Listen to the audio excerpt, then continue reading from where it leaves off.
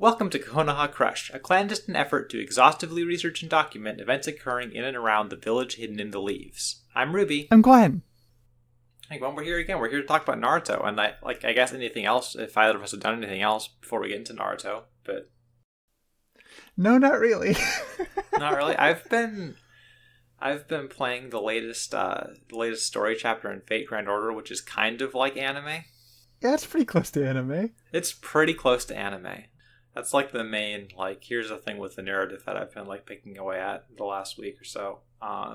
It's pretty fun. I'm enjoying seeing the characters in it, but I'm also finding parts of it kind of thematically uncompelling.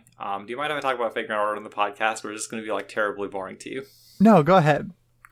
Okay, so I guess I'm going to get a little bit into spoilers for this. I'm not going to get into any big twists or reveals, but I'm going to be talking about broad premises of what's going on here. And so in the current arc of Fate Grand Order, which is called Cosmos and the Lost Belt, the premise is that 7 alternate universes that were deemed too far from the course of normal history to be allowed to exist have taken root on the planet Earth and are trying to replace it. So you go to these different places on Earth where they're oh, it's a weird alternate universe inside of this weird bubble on the surface of the Earth. Okay. And in most of those, it's oh shit, things are fucked up here. And this one, the Russian Revolution never happened, and that led, or I don't know if that led to a ice age, but also there was an ice age, and everybody got turned into furries, and they're all sad and dying all the time. And that's pretty good. Is it good? Well, it's good that they're furries. Yeah, it would probably be worse if they weren't furries. And there's another one where it's oh, the world is in this accelerated cycle of death and rebirth, and everything that doesn't survive until the end of it is purged away in a sort of misguided attempt to cleanse the world of impurities. So for the most part, it's oh, you go to this place and you go, wow, this seems kind of fucked up, and we should stop this from happening because we don't want this to be what all of Earth is. And one of the conflicts of the arc is there is an understanding from the protagonist that preventing these things from from establishing themselves on the Earth and replacing it is also an act of killing everybody who is in there.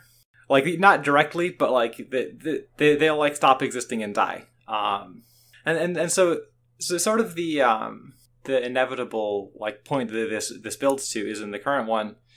You reach this the city that is ruled over by the Greek gods still, and in it nobody has to work, and everybody is free to pursue cultural and social pursuits to the fullest extent of their of what interests them, and everybody's encouraged to do this, and there's no problems, everybody lives forever, right? Mm-hmm. So we're getting to the point where it's oh shit, maybe this isn't bad on the face of it, and there's there's quibbles you could make with it, but it's I feel if everybody is taken care of and alive and healthy, that's that's pretty good. That's a pretty good deal. Yeah, and it kind of just in the process of grappling with that, I feel it just kind of goes to this really rote place, and I'm only about halfway through, so there's room for this to complicate this more, but it goes to this really rote place of oh, but actually, these people are just, they're stagnating, and they're living a life where they don't know, where every day is just the same for them, and there's no uncertainty and excitement. And it's the kind of thing that, pops up in a lot of stories to, explain why something is bad, but it's also the kind of thing that strikes me as, surely nobody really believes this. This just seems like a lie people tell themselves to, feel better about the fact that the world is bad. Yeah. And it's just kind of frustrating to to see people go yeah, you're right. It is better when we can all just die of not having enough money and starve to death, right? It's because that allows for us to be excited and surprised by what's happening, and we aren't.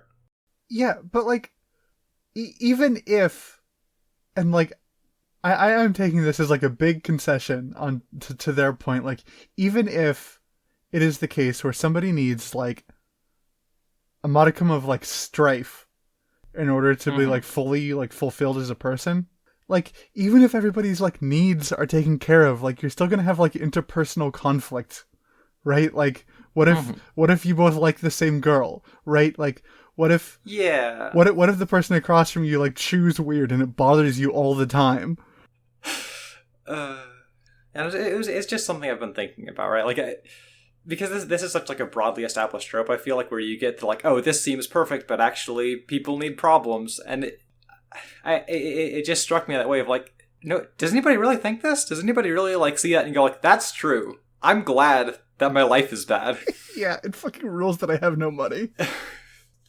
It's just a little mysterious to me, but like, you know, ultimately it's fine because I see the characters that I like and they're interacting, and like the dramatic stakes are there. It's just you know, a lot of the time something you're enjoying can't avoid the sort of like rote pitfalls of like, well, here's the themes we put in all of these stories. Yeah. So if you've paid close attention to this podcast, you will know about my Naruto dad. Oh, is there a new installment in the saga of your Naruto dad? Yeah, he started watching Boruto recently. Oh, how is he liking Boruto? As far as I can tell, he's liking Boruto. That's great. How is that interfaced with your day-to-day life? So like obviously he has seen me watch Naruto just because like we live together and like, you know, he wants to fucking like engage with his daughter or whatever. Mm-hmm. So like he talks to me about it, and you know, like I don't hate the guy. Like I can talk to him about Naruto. Like it's fine.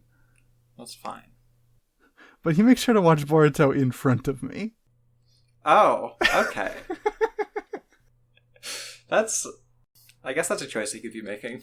Yeah, right. Like I don't know. It's just funny. It's funny. It's like a little bit cute. Yeah. So you ever like look over? You'd be like, hey, you see this shit? You see Rock Lee's son, Metal Lee? You like Rock Lee, right? Yeah, I do love Rock Lee. You know, and it's just like I complain about him sometimes, but it's like I don't know. I've become endeared to it.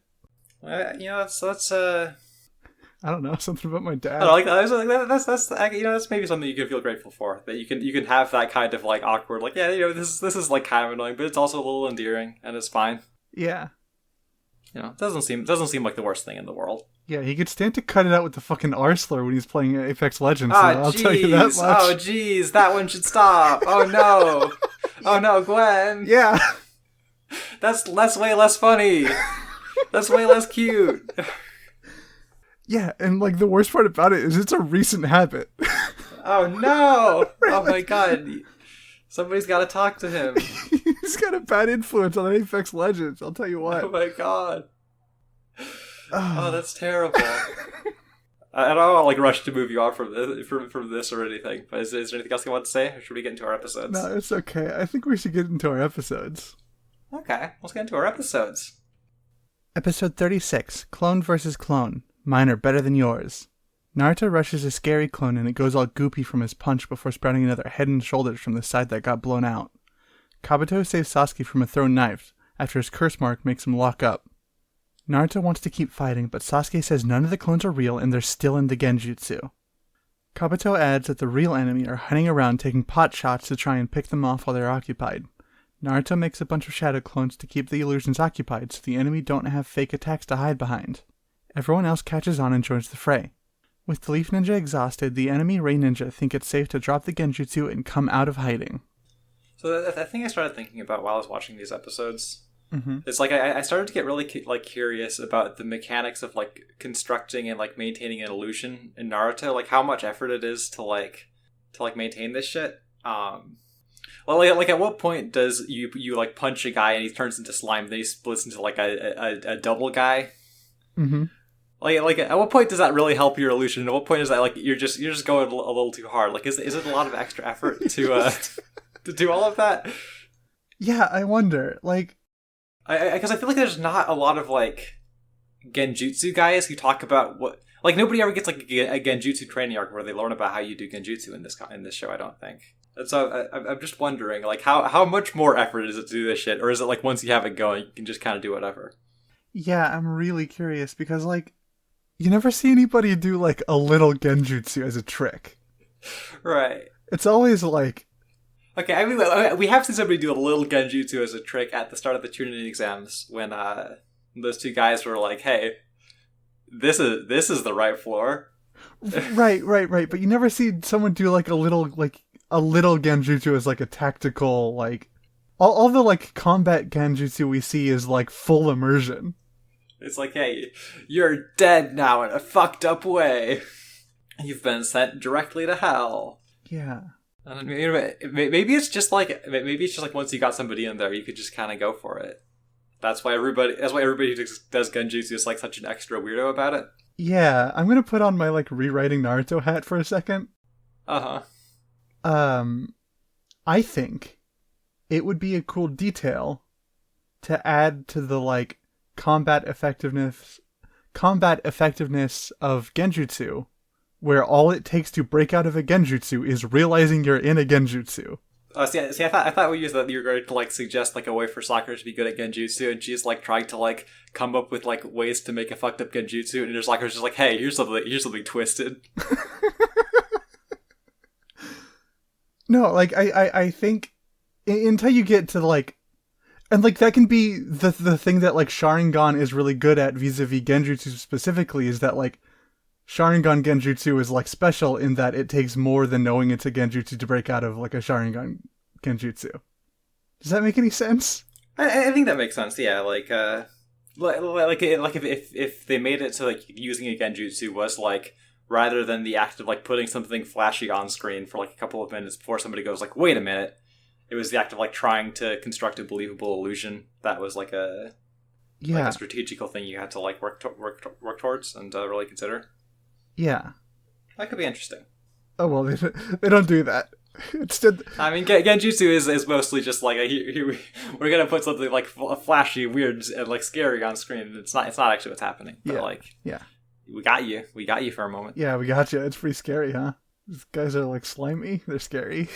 I do think it's kind of cute that Naruto's like Naruto has this whole moment of like, oh my god, I need to figure out these guys' techniques. They've got some weird super clones. I want to have the best clones. I don't want these guys' clones to be better than mine. It's like, no, hey, the guy's just throwing knives. Chill out. They're throwing these like terrible like double bladed kunai. I don't like these things at all. They seem like they suck. Yeah, they look so bad. There's no good way to like hold these. Yeah, like what do you even do? Like I don't want to come across like I'm against some like ridiculous impractical weaponry, but I just can't get on with these. It's just two blades with like barely a handle between them. It's like a knife you hold to hurt your hand. It's like just add 2 more blades. They're ridiculous. Right, because then at least it can be a shuriken, and like that's at least a thing. The thing that really like caught my eye in the segment of the episode is that like after Kabuto's whole thing in the previous episode, where he's like, yeah, a lot of the guys who are still in this forest are the most dangerous guys, and they're waiting for the last day. And then as soon as they're in this fight, Kabuto's like, yeah, don't worry, the fact that they're doing this shit means that these guys just suck at fighting and are going to be total chumps when we get hit them. So like it's fine. Like he's no longer interested in putting these guys over. He's no longer interested in making this seem like a threatening situation. Yeah, which, you know, a little bit ahead of ourselves, but man, are these guys chumps. These guys are kind of chumps. Do we want to move on to these guys being chumped? Yeah, let's move on to these guys being chumped. Oboro, the Rain Ninja imposter from the beginning, wants to get back at Sasuke for stabbing him earlier. A second set of Leaf Ninja come out from behind the Rain Ninja, and Naruto reveals the ones they have been fighting were just transformed clones. And even after fighting for that long, with that many clones, Naruto throws a punch that knocks all 3 Rain Ninja on their asses. The Rain Ninja make a bunch of fog clones, so Naruto rushes them, expecting the real ones to be hidden amongst the crowd. Sasuke tries to see the real guys with his Sharingan, but his curse mark flares up every time he tries to use it. Despite that, he manages to get one good look and tells Naruto that the real guys aren't there. Kabuto almost gets got, and the Rain Ninja rises out of hiding from the ground to get him, but Naruto catches them in the side of the head with a flying kick, knocking the 3 of them out and dispelling the clones. Kabuto notices the curse mark, and Naruto finds the scroll that they need. They make it to the tower, and Kabuto hands off the info he gathered on Sasuke to Orochimaru. Okay. Woohoo! So yeah, I kind of, in my experience of watching this episode, I kind of got twice by this section with Naruto revealing his trick, because I vaguely remembered like feeling like this was a fight that drags on for too long, and so when they're doing the thing where like all of Team 7 is just super exhausted at like from the fight. I wasn't realizing it is like a trick, because I was like, oh, there's like half of the episode left, so this is just gonna drag out for a while. And so when I was like, surprise, these are all my shadow clones, and we're not that tired. My friends are waiting in the bush behind you to get your ass. I was like, oh shit, that's like a good trick. They got me.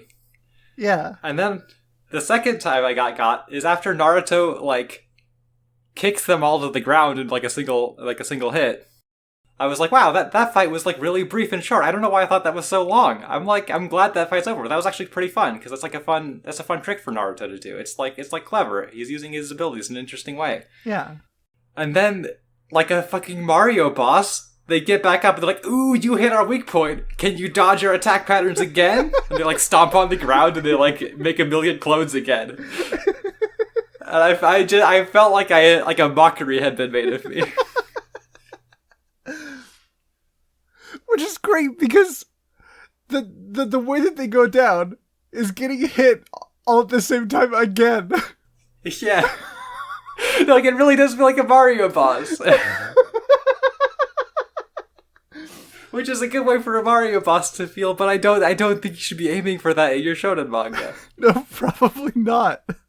I just kind of couldn't believe that the fight just, like, Naruto does his trick, the fight immediately goes back to exactly the same thing. And, Also, can we talk about how, like, the whole trick that Naruto did with the clones was to make sure that, like, oh, they're gonna drop the genjutsu and then all my allies are still gonna be, like, you know, ready for a fight.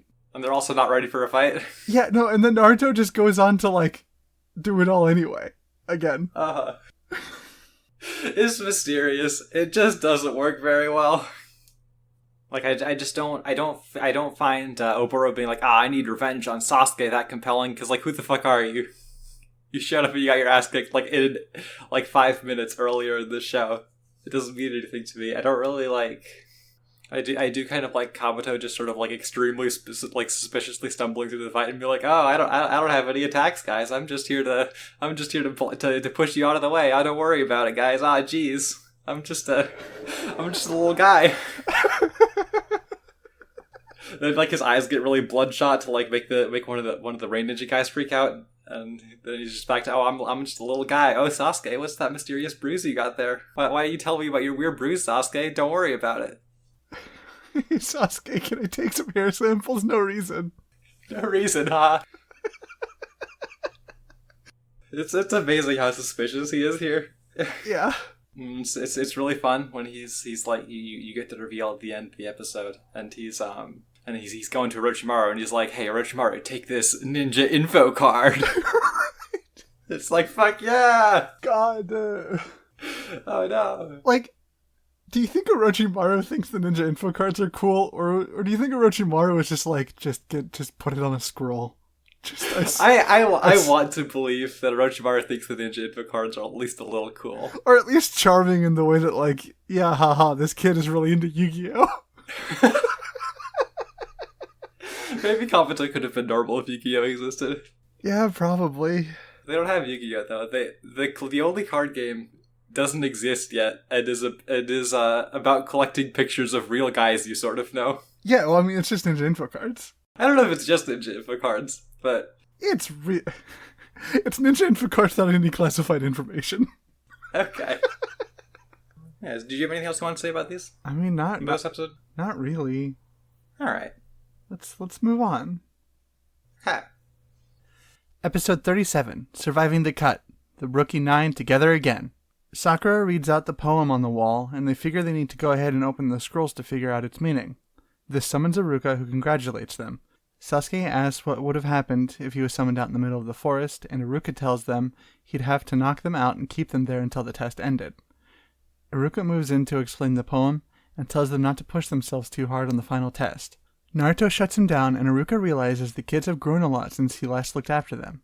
In a meeting with the Hokage, Hanko is surprised to hear he already figured out Orochimaru is after Sasuke. So I'm always just a little bit charmed whenever they just make the poems rhyme in English. I just think it's cute. Yeah. They do that in the manga. I checked them, they do it in the dub again also. It's just like, all right, there we go. It's you did it. You did a little poem. Iruka shows up. A thing that I think is interesting about Iruka's appearance here is that it's not just like, oh, here's Iruka, the guy everybody like Naruto knows and that the rest of these people also know. It's like, oh, here's Iruka, who is at this point the fourth most popular character in Naruto. Yeah. Because like when I was reading over the manga, like I got to the point where the first character popularity poll was in the stuff we covered last episode, mm-hmm. and I was surprised to be like, yeah, Iruka is at this point he's the fourth most popular character in Naruto, and in spite of like his popularity doesn't consistently grant him screen time, but also he's like in the top 10 most popular Naruto characters for basically the comic's entire run. That's pretty good. Yeah, like pretty good for a guy who doesn't get to be on screen much. Yeah, I mean, like, yeah. But right now, they're still throwing a bone to the fans. Iruka's here. He's got a good speech to get. He's got a big speech to give to everybody. He's happy. He's happy to be here. The fans are happy that he's here. It's just a great moment for everybody. Yeah, real win-win. Also, can we talk about how, to address something we said earlier in an earlier episode, mm-hmm. about the scrolls, mm-hmm. Specifically about peeking at the scroll. Right. Yeah. It's totally safe to peek at the scroll. It's totally safe to peek at the scroll. You just need to be stronger than whatever guy comes out. No, because the guy comes out, kicks your ass, knocks you out, and then sticks around. Okay, see that makes sense. I was thinking like if like for some reason Gaara opened the scroll, what are the odds of the guy who comes out of that just being fucked? Well, because also it made it seem like the people who were like assigned to each group were like chosen, right? Mm-hmm. So probably you pick someone who's like capable. Right, but I mean, maybe Iruka's a lot stronger than I think he is, but I don't know if I would gamble on Iruka being able to beat Naruto and Sasuke. Yeah, sure. But also, like, the reason Iruka was chosen for them specifically because he was pitching a fit about being there in the first place, right? Yeah, alright, that makes sense. So if he gets his ass kicked, then, like, after being summoned in the middle of the woods, it's like, okay, man, that's on you. Yeah. And you can also just fail them after you get your ass kicked in the woods because they broke the rules. Yeah, right. Like even if they like then make it to the tower or whatever, they're still not like they still didn't pass. Yeah, that makes sense. Comments about his popularity side. I do like the scene with Iruka here. I do like him showing up to have like nice things to say to the kids. I like when he's like, yeah, Naruto, you know, you gotta think a little more, and Sakura, you know, you're smart, but you gotta like work on rounding your physical skills. And it's like, hey, this is maybe the first time in the comic anybody's ever like expressed a real interest in the idea that Sakura could grow, and it's not gonna go anywhere. But like, no. Hey, he's a nice guy. Yeah, you know he's what? Like a nice Naruto's dad. He was Naruto's first dad. He was Naruto's first dad. Well, maybe second dad. Naruto's first dad that he can remember the face of. Yeah. I can't believe fucking nobody told Naruto who his dad was. Nobody told him. That feels like getting a little out of ourselves. We're gonna have a lot to talk about with regards to that later. But yeah, nobody told Naruto who his dad was. This is true. I'm sorry to cut you off on that, but no, it's okay. It's not anything. It is just one of those things that you're like, hey, why did anybody tell him this? Yeah. But, you know, after Iruka gives his like encouragement, he's also like, but you know, you should really be careful. You should really watch out. You should really it's gonna get even more dangerous from here. And he's gotta be like, you know, he's still worried. He's not over his concerns from earlier. And I like that we get to see Naruto like Naruto have this moment of like not just like standing up against the people who like, you know, think he sucks, but also the people who like him. Like I think it's cool that he's able to like have this moment of like advocating for himself in the face of somebody who has his like on some level also has his best interests in heart. I think it's a nice moment for that character. It is. And I also I remember earlier in this arc I was talking about how I was worried that we wouldn't really get a closure for Iruka's worries outside of him, like him pretending to be like a guy and like attacking them all for like before the test. Mm-hmm. Like I was worried that was all we're gonna get, but I like that we get more of that here. I think there's an interesting tension to sort of unpack in terms of like the Chunin exams aren't a good thing to put a child through. No. We're gonna get into that in a minute. But also, but also like Iruka as a character needs to like be in a position where he can like support these kids through that. Like he needs to like accept that that's happening also, because he's not a guy who can change that.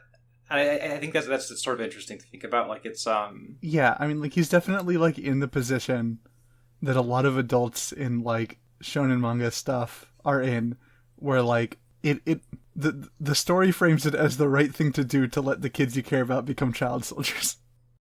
Yeah, and again, like, I'm not like going like, oh, Eureka is like so negligent in doing this, because like, yeah, I mean, what is he gonna do really? But I don't know. I think it is. I think it's like really putting on screen the kind of tension that you get in a show like this, where you have both the sense of like, oh, I want to see the characters succeed within the framework that they're presented in. Like, I want to see them pass the tuning exams, or I want to see them complete dangerous missions. But also, and the show is aware of this on some level. The like system that these kids are in is like is evil. It's like crushing them. It's yeah. It's like pushing them in horrible directions. It's almost as if Konoha is doing the crushing. Oh my god. We gotta crush back.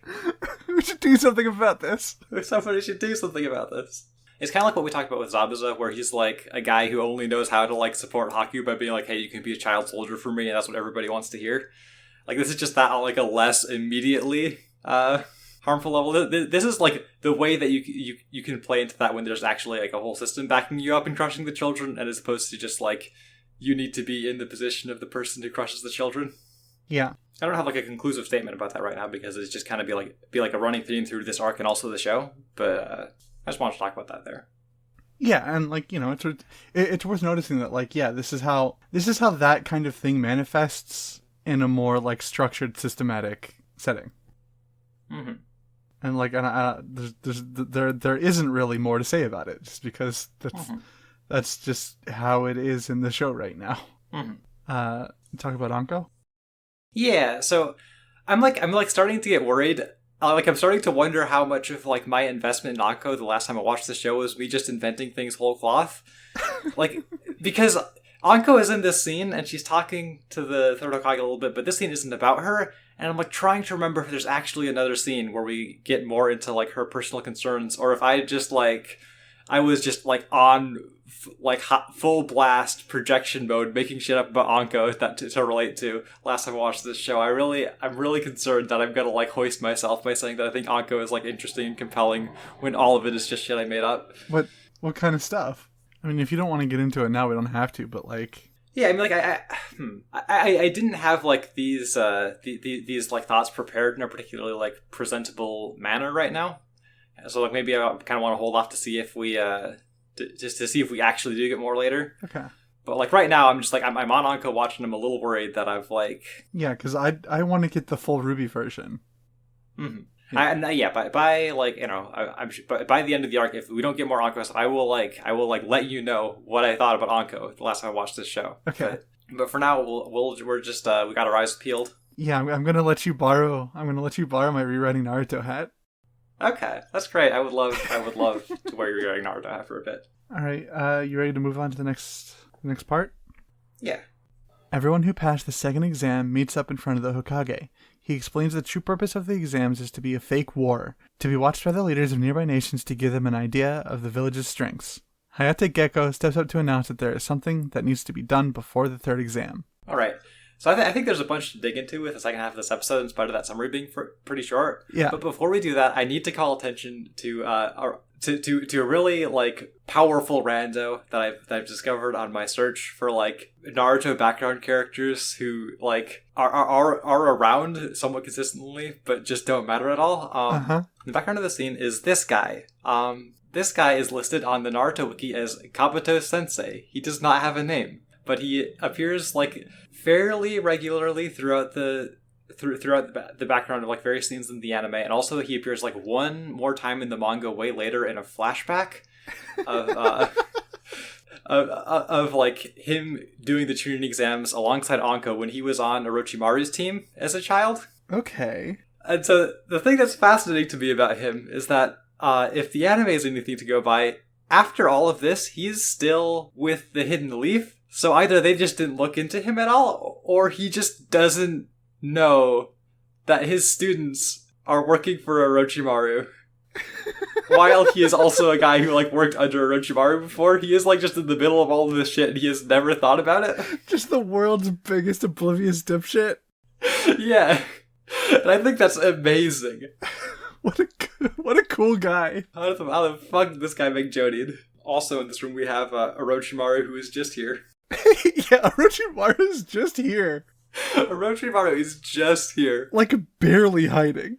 Barely hiding. He's got his fucking, like, eye makeup on. He's got, like... well, we'll get into this a bit later, because I think there's a point later that I want to, like drive into a little bit more. But they did not look into shit on the Sound Village at all. They did not do their due diligence on letting those guys in here, I gotta say.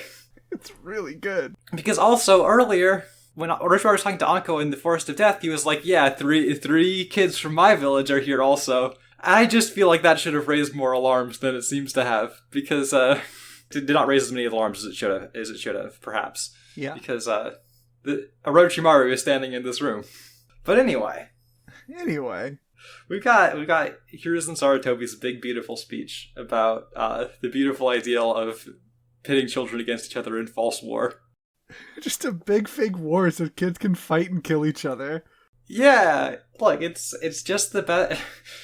we gotta have these small fake wars where we kill each other, because otherwise we have like a ninja world war every 15 years. The villages have been around for like I don't know if there's a timeline that points to this exactly, but like the third Hokage, Hiruzen Sarutobi, was alive. I don't know if I guess I don't know for sure if he was alive when the villages were founded, but he was he is said to be in the first generation of like ninjas that were trained in the Hidden Leaf, and yeah, and so by that metric, he is like 69 years old right now. So the ninja world is about 60 years old, and they've had 3 world wars already, and there's another one coming down the pipe. So like we just gotta have these fake wars, or else God knows how bad it would be in here. Yeah, I mean, like, if everybody has big karate powers, you gotta let them duke it out as kids. Yeah, like, we gotta, like, because if some kids are just dying in the tuning exams, it's probably not the kids who are gonna be really good. It's just gonna be the, it's acceptable. It's acceptable losses. Congratulations, children. You thought you were here, if you were here for your personal growth? Kinda. But it's also kind of a wheat from the chaff situation, so, like, don't worry about it. Just don't be chaff and you're fine. Just don't be chaff. It's kind of amazing. Like, it's just...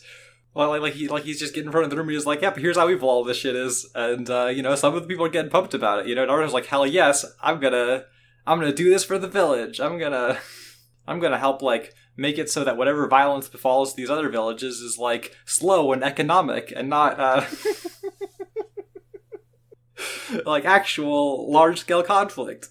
I just kind of love that they're putting it all out there, and they're, like, just, like, they're on the face of it, and there's, here's the Sarutobi's trying to make it look good, but he's not getting there with me, and I love that. Yeah. It's a real good speech, though. He put a lot of gusto into it. That could have, Like, because it is a speech that, like, works within the context of the world and with the context of, like, oh yeah, here's who this speech is for, right? Like the fact that I don't buy it isn't because I think it's like, this is just like some nonsense some guy is saying. It's like, no, like, I get what you're saying, and it's like terrible, and like that's kind of what's so like amazing about it to me, is that like it is. Well, like he is like speaking to this room of 20 children about how like they need to be ready to die, and that's good because otherwise more people will have to die, and like most of them are getting bought into it, except for Gaara, who's like, shut up, man, I want to kill guys. It's been like 5 days since I turned anybody into blood paste. I haven't even. Look, I've barely met my blood paste quota. I was promised tons of blood paste if I came into the Chunin exams. This fucking sucks. It's fucking sucks. They only there were like 70 some guys going into the Forest of Death, and they only killed 3. Come on. Yeah. I better be able to kill at least half the people in this room. He's such a little sicko. We love him for it. We do love him for it. Did you have more you want to say about this one? No, not really. Do you want to move on? Yeah, sure. Episode 38. Narrowing the Field. Sudden Death Elimination. Gecko announces that there needs to be a preliminary exam before the third in order to reduce the number of candidates moving forward. The test will be one-on-one fights, and asks if anyone doesn't feel up to it, they're free to step down now without it affecting their squad mates. Sakura wants Sasuke to step down because of his curse mark acting up, but he stands firm. Anko and the Hokage want to pull Sasuke, but Kakashi encourages them to let him stay in the test.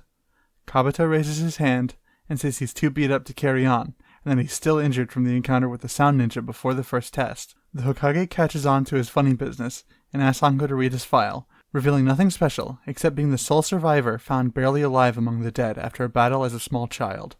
We got to do the preliminaries before the actual third exam, because after the big speech about how you need to be like put on a good show or die for your country, well, that like you're all acceptable casualties, separating the wheat from the chaff to like make sure that to make sure that like your village looks good. We also get the sense like, oh yeah, by the way, this is going to be like a spectator sport. We've got all these big important guys to come in to watch, and we're willing to gamble that like 50% of the people in this room are chaff. So we just need like half of you out of here.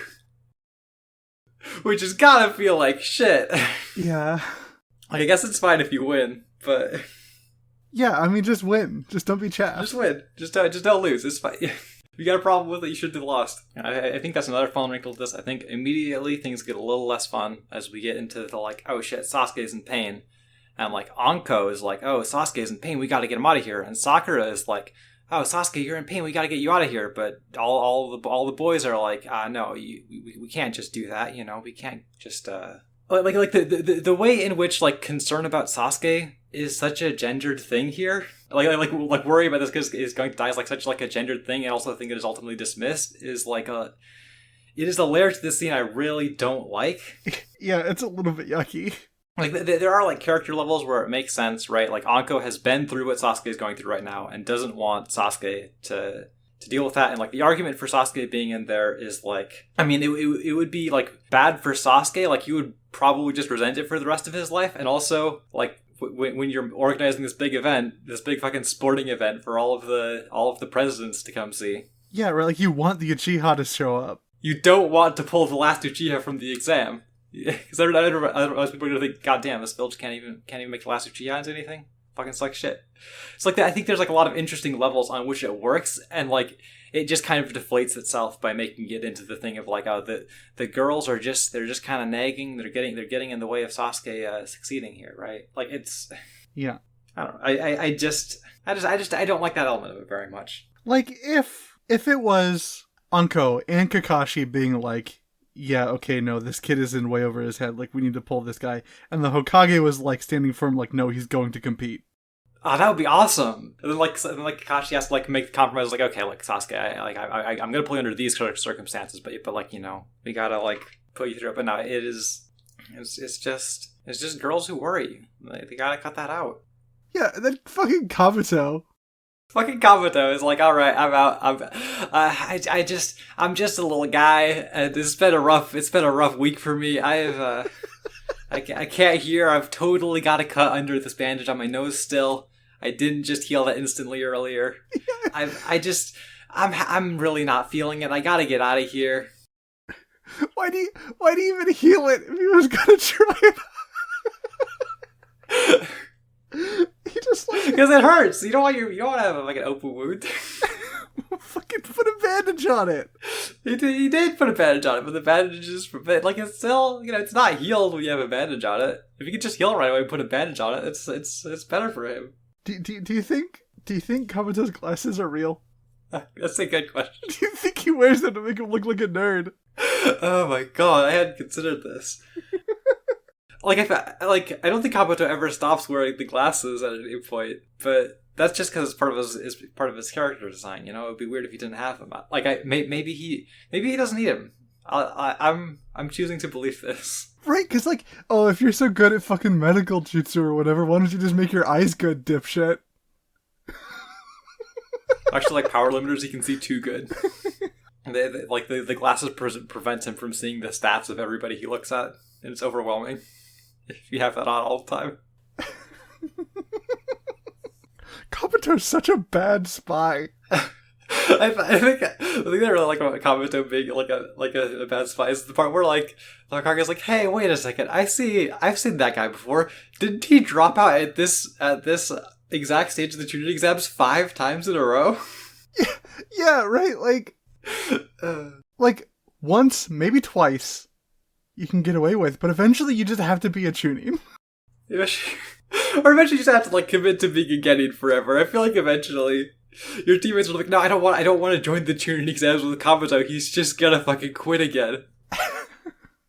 Well, the thing about it, though, is that, like, doing the Chunin exams with Kabuto is a really good deal, because, like, Kabuto can do the Chunin exams easy. Oh, right. No, he can like ace the first 2 stages, and then he's out, and you don't have to worry about him anymore. So actually, it improves your odds. Yeah. I also like the bit where he's talking to Yorui, one of the guys on his team, and they're having their, like, conversation about, like, don't you? I've got my orders to follow, and you've got your orders to follow, and they're being kind of, like, coy about a lot of things. I think my favorite little detail about this scene is there is a shot where Kabuto is being all shady, and he's talking to Yorui, and Rock Lee is just looking back at him. He's like, guys, shut up. Tell us about fighting. Yeah, I was gonna say, they just have this conversation openly right in the middle of fucking everyone. It's so good. It's so good. He's looking right at them. He's like, stop whispering. You're gonna get in trouble. Like, Akamaru's here in that. Akamaru hears the whole thing. He's not. Akamaru's like a little annoyed about the whole, like, the misunderstanding in the village where he said that guy was in danger, but Kiba thought he said that guy was dangerous. And he's like, I don't care. Whatever. That's not a big deal. I don't care anymore. I'm a fucking dog. I'm a fucking dog. I'm a fucking dog. I don't know the word for spy. I don't think dogs have a word for spy. Our beautiful and trusting ideals as dogs. We know we don't have a word for spy. It's kind of a bad deal if you're like a fucking ninja dog, though, so I feel like spies would come up quite a bit if you're a shinobi. However, nobody seems to be on spy lookout ever. No. So maybe not. Maybe not. I mean, like, they're on oh, this guy dropped out of the tutoring exams at the same place like several years in a row lookout, but they're not on where did this new village come from lookout. Yeah, so like I think Orochimaru invented spies. That's why it doesn't matter that they're all kind of bad at it. The other thing is, like, there's a moment where Kabuto was, like, walking out of the room and he's thinking to himself, like, yeah, I have to stop fighting here because if I start fighting, I might go back to the old me. I might go sicko mode. Which is, like, like, when I was watching, I was like, oh, Kabuto, what are you talking about? You're not important. And, like, that's not true. Kabuto is very important, but I keep forgetting that. He doesn't, like, sit in my mind as a guy who matters as much as he does. So maybe he's actually a good spy. It's the glasses. It's the glasses. It makes him look like a dweeb. Oh shit! The ninja info cards are also just to make him look like a dweeb. Oh my god. Like, it's kind of amazing to me how much, like, in my mind as I'm watching this, I'm like, yeah, Kabuto is the goofy ninja info cards guy, and not like, oh, Kabuto is like a major antagonist who is, like, present throughout the whole thing. Fuck. I don't know if that, like, bodes poorly for how interesting I'll find Kabuto later, or if I just, like, have an inability to remember Kabuto. That's something to investigate as we proceed. What if he's a really good spy? Maybe he's a really good spy. Despite being, like, the most suspicious person in any given room ever. Like, Orochimaru is literally just standing over there, and Kabuto is acting the most suspicious. Yeah, I'm good to... Alright, let's head on to the final segment. Here we go. Here we go. Sakura wants to tell the adults about Sasuke's mark, saying he's in no shape to complete the exams. But Sasuke stops her and says he has no interest in becoming a Chunin. All he cares about is testing himself against strong opponents right now. Naruto steps in to defend Sakura, but Sasuke cuts him off, telling Naruto that he's one of the people Sasuke wants to fight.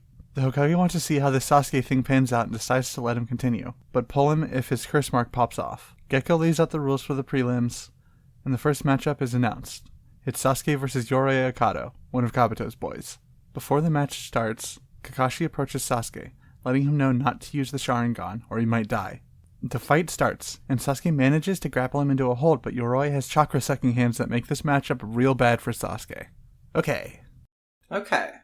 So something about this, when I was watching this episode, something that stuck out to me is the way that this part of the story is structured in the manga is that we get, like, the entire Kabuto scene of him leaving, and then we get the whole thing with, like, Sasuke's curse mark, acting up, and like Sakura wanting him to drop out.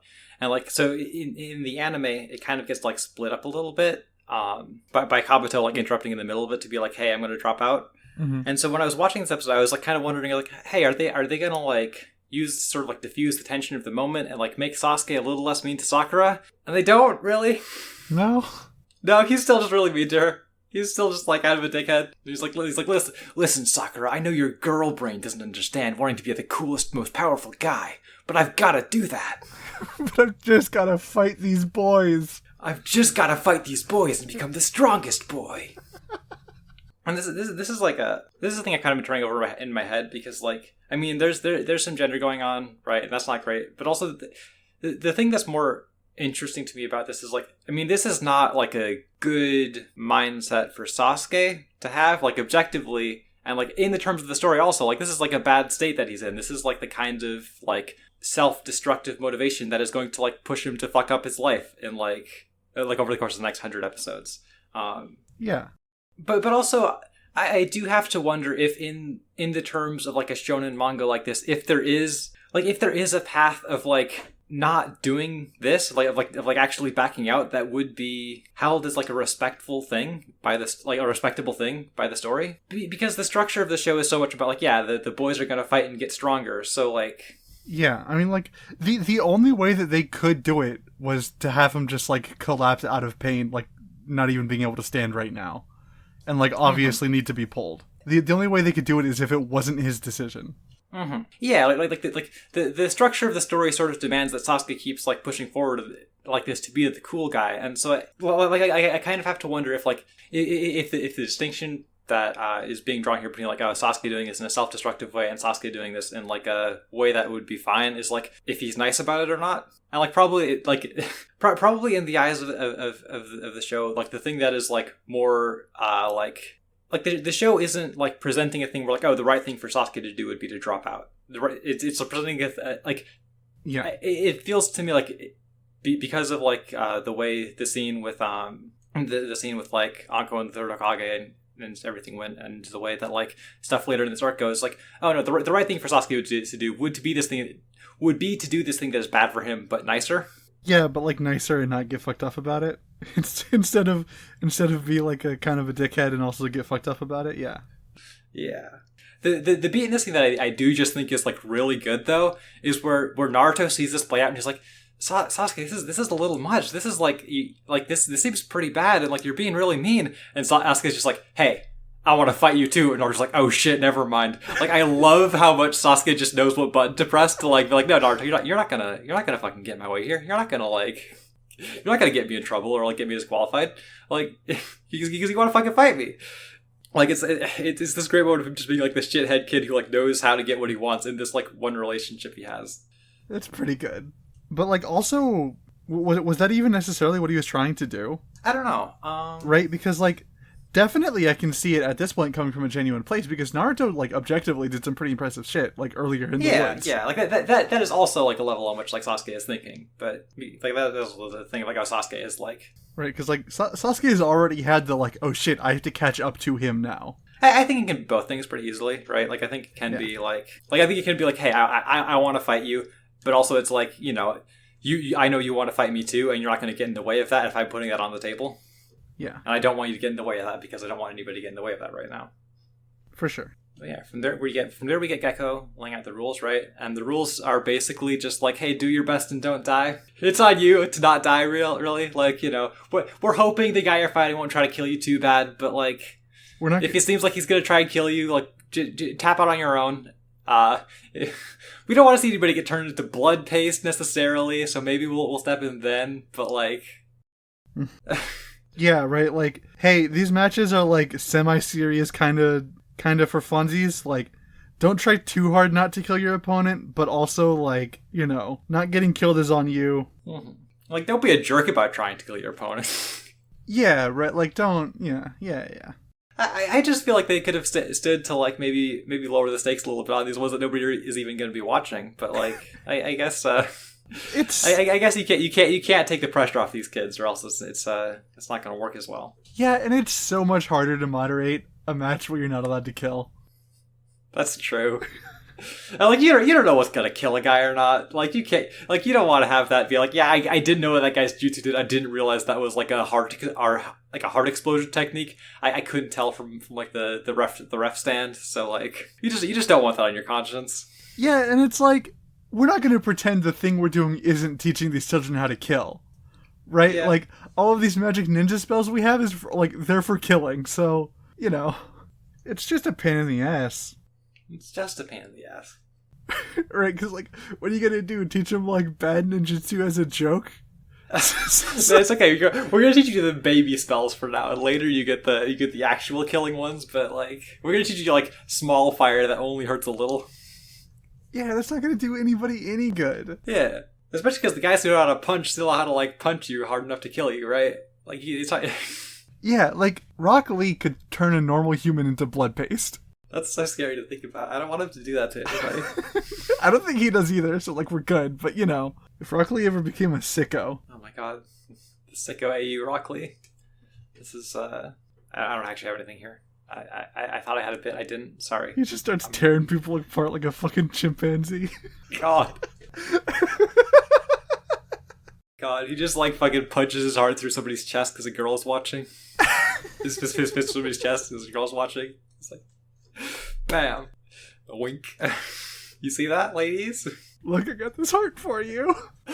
Oh my god, rather than Sakura has to dodge the like floating cartoon hearts, yeah, she has to dodge real human hearts. She just ducks and there's a fucking wet splat behind her. Are you ready to move on from this Seiko Rock Lee discussion? Yeah. Yeah, so we get the we get the lead up to the Sasuke and Yoroi fight, and I think a running theme I'm noticing with a lot of Orochimaru's spies is that he doesn't tell them how much he loves to feed his guys to the new special boy for experience points.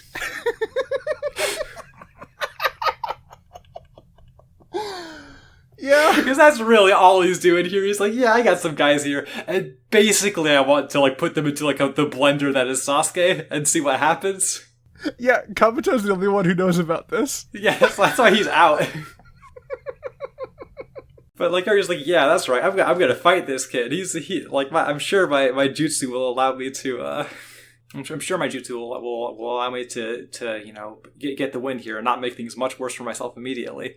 I'm a trusted servant of Lord Orochimaru, and he would love it if I beat up his special boy here. Yeah. Do you think Orochimaru rigged the bracket? I don't know. Does Orochimaru know how to do computer shit? He's pretty old. Yeah, he just might not understand it. That's like their insurance against Orochimaru rigging the bracket. Is you get a computer to do it. But also, like, Orochimaru has some boys. Like, yeah, I guess that's true. You know. No, who knows? It doesn't matter. It doesn't matter at all. Doesn't matter at all. Ultimately, I mean, it like the fight doesn't go badly for Yoroi yet, but I feel like we all basically know where this is going. Yeah. We all know this guy's not winning. We all know Yoroi, the guy who first appeared and like got named like 10 minutes ago, is not going to beat Sasuke Uchiha. So, I mean, unless you have more to say, like tune in next time for when Sasuke Uchiha beats Yoroi in a fight.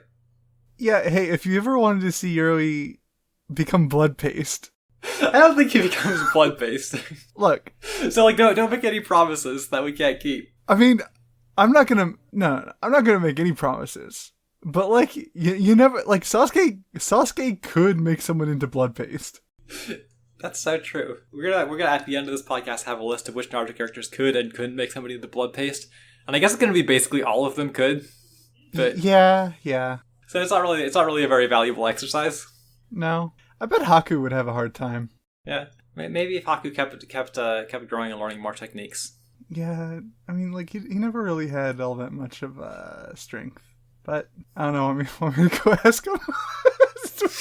That's right. We totally rescued Haku. Yeah. Yeah, he did like explode his house when he was like 6. So like that's yeah. like maybe. Yeah. No. Totally, you could like fucking glacier squeeze somebody. Yeah. Okay. All right. Solved it. We don't even need to ask him. Yeah. I think I've said my piece on these episodes. How about you? Yeah, I mean, like, me too. Could you make somebody into blood paste? Yeah. Yeah, okay, me too. Okay, cool.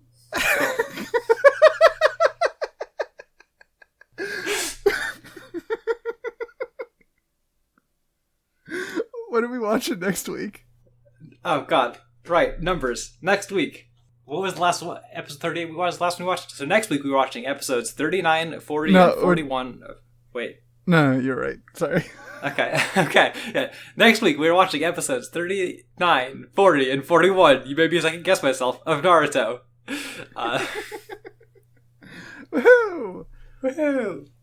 Thanks for listening. If you want to help support the podcast, check out our Patreon. That's patreon.com/Konoha Crush, all one word.